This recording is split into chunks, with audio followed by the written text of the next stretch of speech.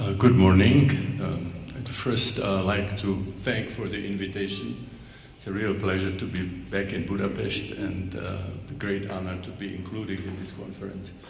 And also I would like to express my appreciation for everything that the Club of Budapest has done since its inception, and I'm looking forward to the time of action.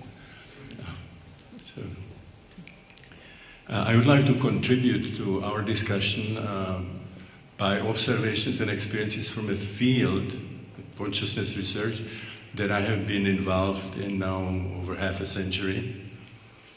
And I've been particularly interested in a large and very important subgroup of non-ordinary states of consciousness that I believe have healing, therapeutic, transformative, heuristic significance. In other words, we can tap enormous new information from these states that goes beyond the knowledge, the intellectual knowledge of the individuals who are experiencing it. I also believe that these states have evolutionary significance, and that they provide important insight into the psychospiritual roots of the global crisis, and also certain methods that could be applied for its alleviation.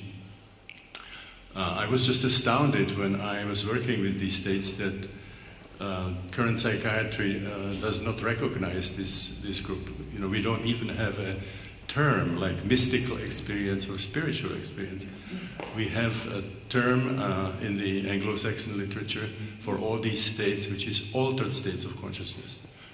To me, that has a very pejorative touch to it, because it suggests that there is a correct way of experiencing ourselves and the world, and then in these states it's somehow distorted. Those of you who know American slang, we use that term altered for castration of pets. Have you your dog altered? So I feel too much, appreciation for these states to call them altered.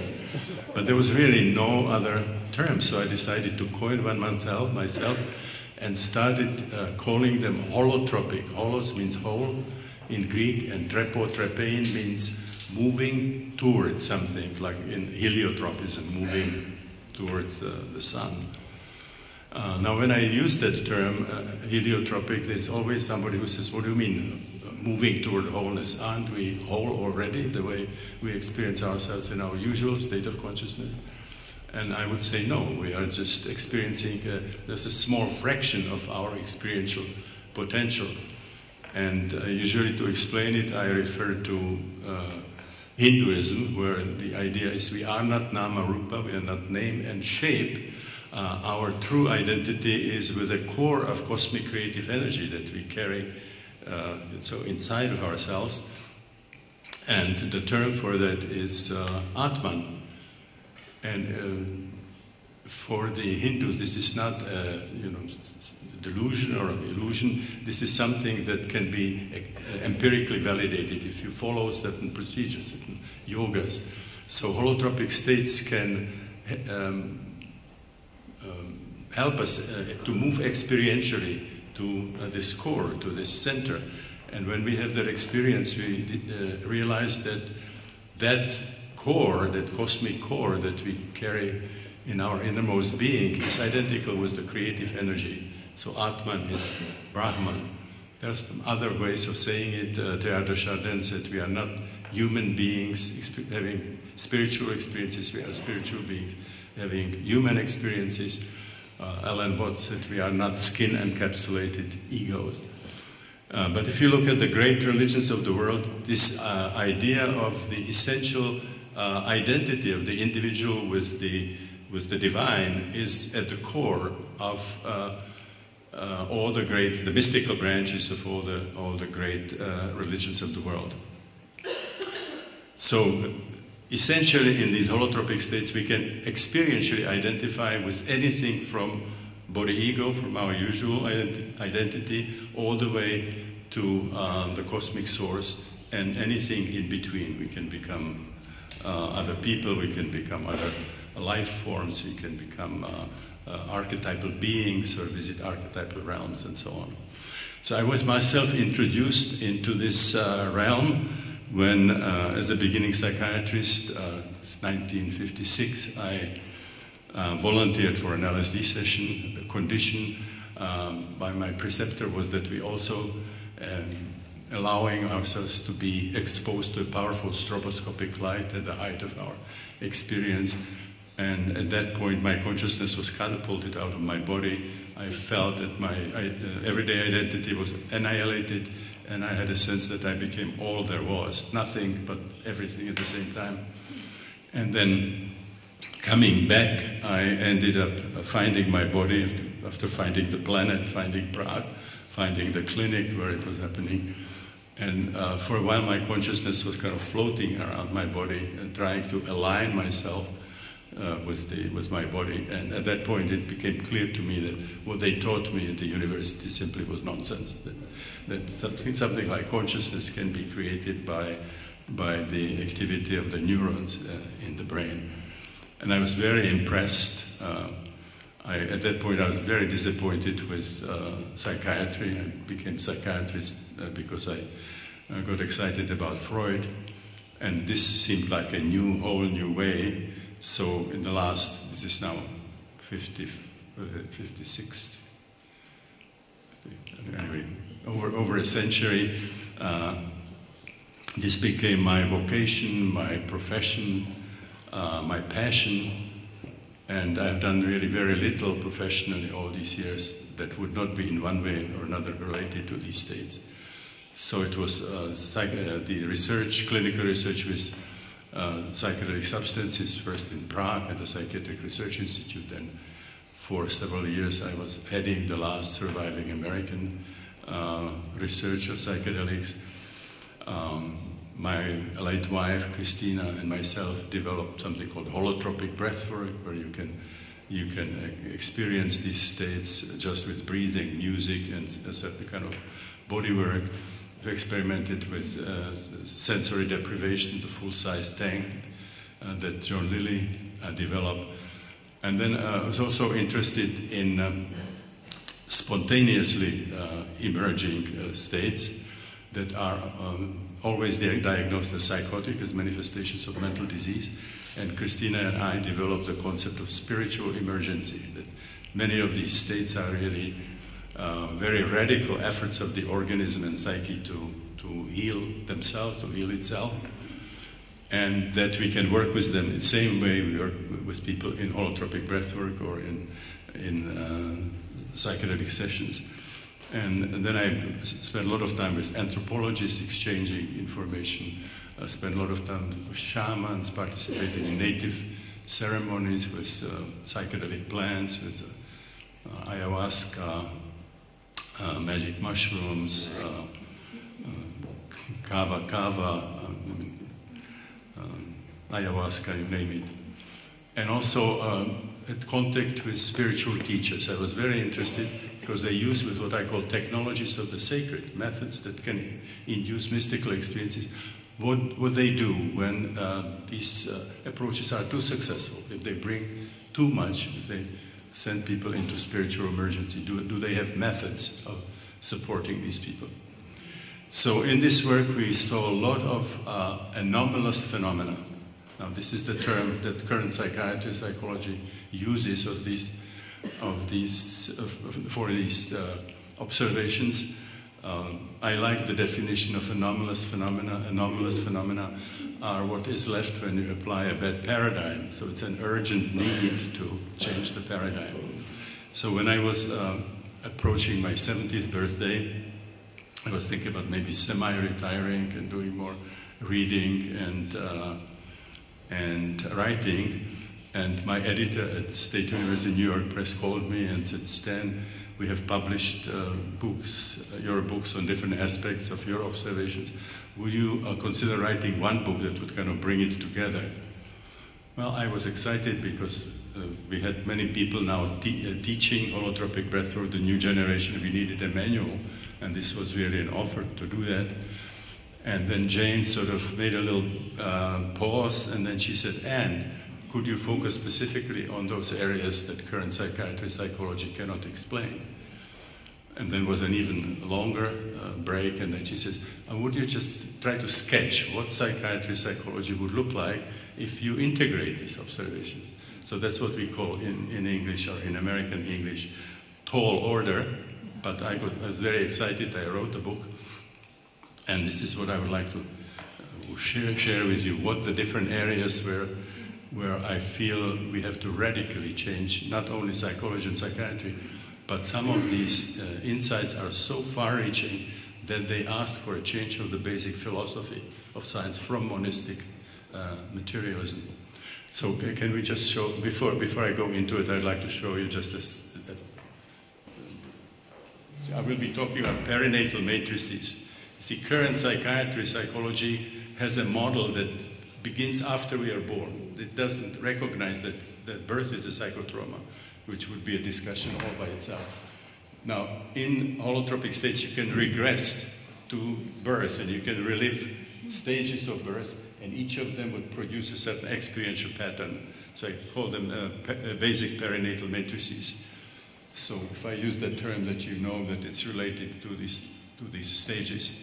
It's a very important reservoir of difficult emotions, difficult physical sensations, out of which all kinds of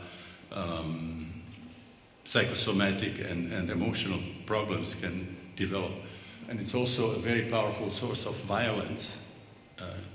You know, what we see in the world cannot be explained by problems in nursing or toilet training or family dynamics. I mean, this is a very, very dark area that people should confront when they are in a proper setting.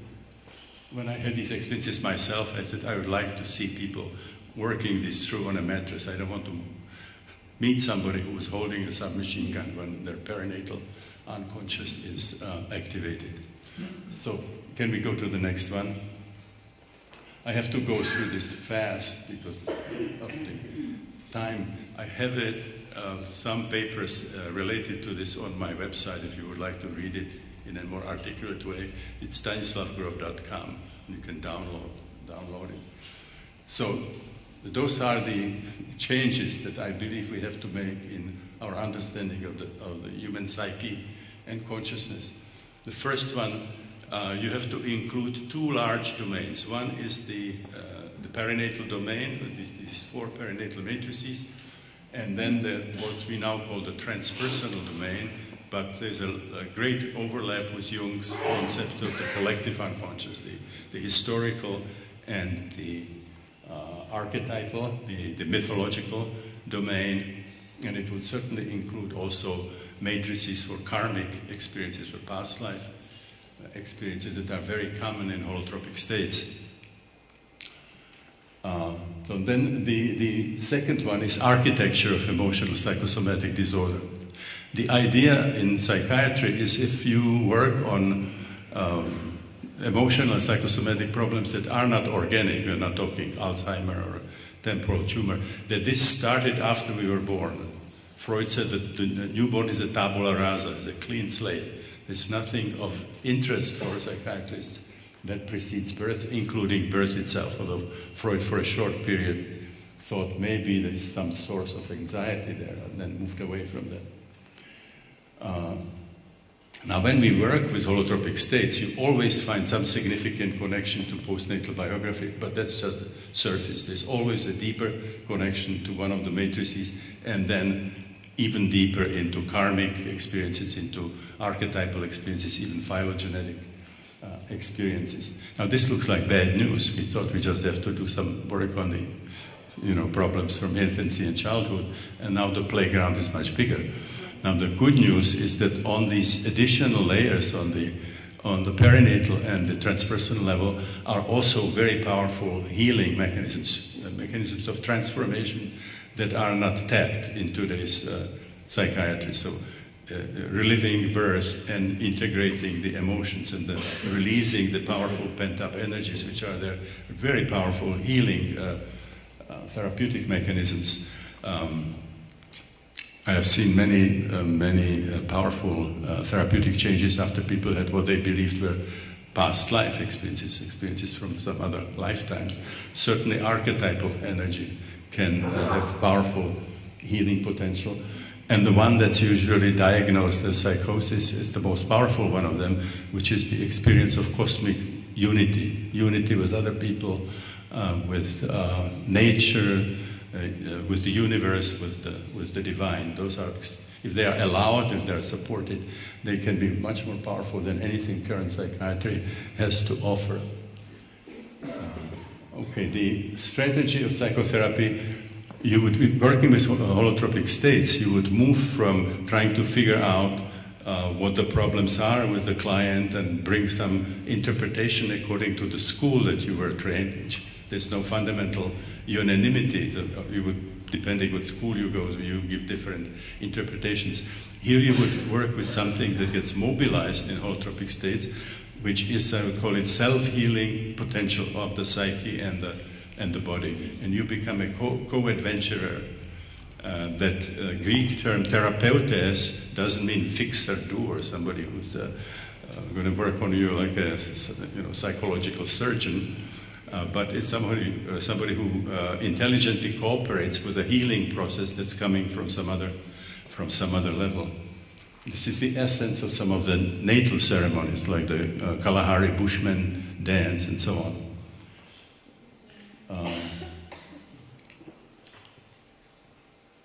Okay, the role of spirituality is if you have a monistic, materialistic worldview, and you start talking about spirit, we say, what do you mean spirit? I mean, so you haven't learned your science. You don't know what materialistic science discovered about the universe. This is superstition. This is magical thinking. This is primitive thinking, and so on.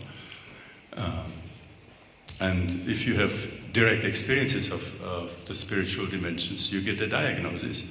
And the diagnosis is for life. To have just one episode and it doesn't happen again, you would be called psychotic in remission. It's like once alcoholic, always an alcoholic. So the experiences that we all can have would give you a lifetime diagnosis in current psychiatry. We don't have that distinction of what is really mental disease and what is a transformative crisis. Okay, so then I think it should be clear from what I said that it gives you insights into shamanism, rites of passage, religion, and mysticism. They all are sort of work with these states, or the great religions certainly were inspired by these transpersonal experiences. All the founders of religion, all the prophets, all the early disciples, they had direct experiences. And of course in psychiatric literature they would all get the appropriate diagnosis. Teresa of Avila was a hysterical psychotic. St. John of the Cross was a hereditary degenerative. Muhammad's visions were attributed to epilepsy. Ramakrishna was a schizophrenic, and so on. And then also these insights into psychology of wars, bloody revolutions, and genocides. I mean, so the deeper source is way beyond the postnatal biography. They come from the perinatal level, where there is just a major trauma that happens for hours, life-threatening situation. And then there are powerful sources which are archetypal. Jung talked about the importance of the Wotan archetype in the Second World War. James Hillman wrote a wonderful book which is called The Terrible Beauty of War, showing that this is archetypal energy that sweeps people. And then finally the most fundamental change that you would have to make is the idea that somehow consciousness is as a product of the neurophysiological processes in the brain. You might have read the, actually Francis Crick, you know, a very amazing scientist otherwise, the astonishing hypothesis you and your hopes and worries and concerns are nothing but the activity of the neurons in your brain. You're nothing but a packet of neurons. Okay, so this kind of astonishing hypothesis would not stand if you work with non-ordinary states, holotropic states, and particularly if you experience them. So anyway, this is the best I could do in this. Thank you very much.